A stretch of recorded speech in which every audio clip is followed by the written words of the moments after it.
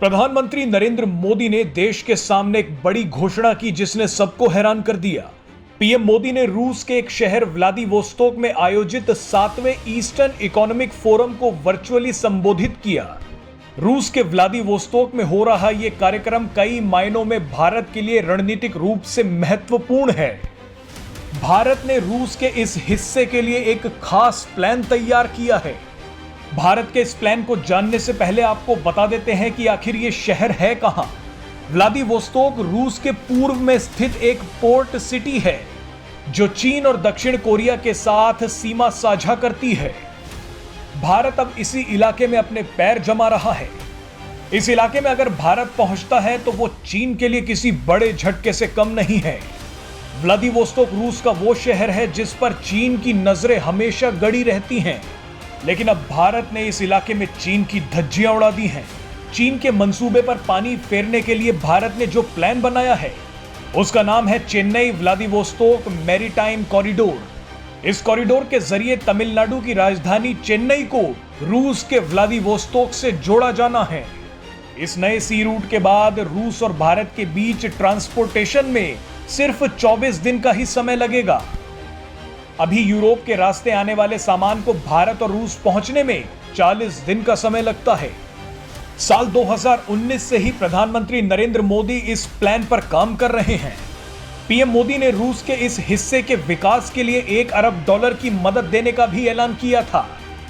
इस वीडियो में आपको बताएंगे कि भारत ने अपने हितों को साधने के लिए जो प्लान बनाया है वो कैसे चीन के सपनों को हमेशा के लिए चकनाचूर कर देगा। व्लादिवोस्तोक रूस का इतना दूरस्थ हिस्सा है कि व्लादिवोस्तोक और मॉस्को के बीच में 7 घंटे का टाइम डिफरेंस है। अगर ट्रेन से व्लादिवोस्तोक से मॉस्को जाएं तो 1 हफ्ते का वक्त लगता है। लेकिन यह इलाका रणनीतिक रूप से बहुत महत्वपूर्ण है।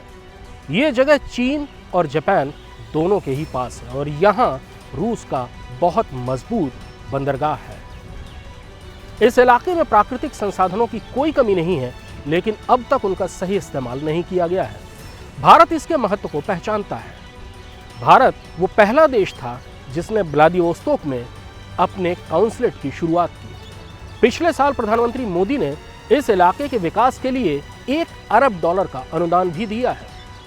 इस साल व्लादिवोस्तोक में हुई ईस्टर्न इकोनॉमिक फोरम में इस इलाके की प्रगति को लेकर बहुत सारी नई योजनाएं बनाई गई। उन सब में भारत का योगदान होगा। प्रधानमंत्री मोदी ने भी वर्चुअली इस कॉन्फ्रेंस को संबोधित किया। सबसे बड़ी बात यह है कि इस इलाके के आर्थिक विकास में भारत का योगदान तो है ही, साथ में अप्रवासी भारतीयों का भी है।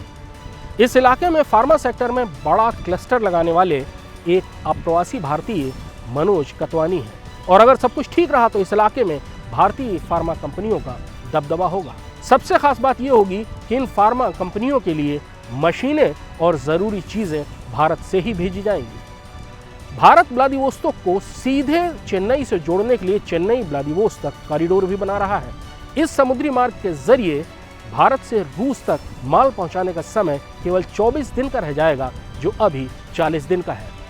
यानी भविष्य में भारत और रूस के व्यापार के बीच में व्लादिवोस्तोक बहुत महत्वपूर्ण भूमिका निभाएगा और इसमें सबसे बड़ी भूमिका होगी उन भारतीयों की जो रूस में रहकर व्यापार कर रहे हैं।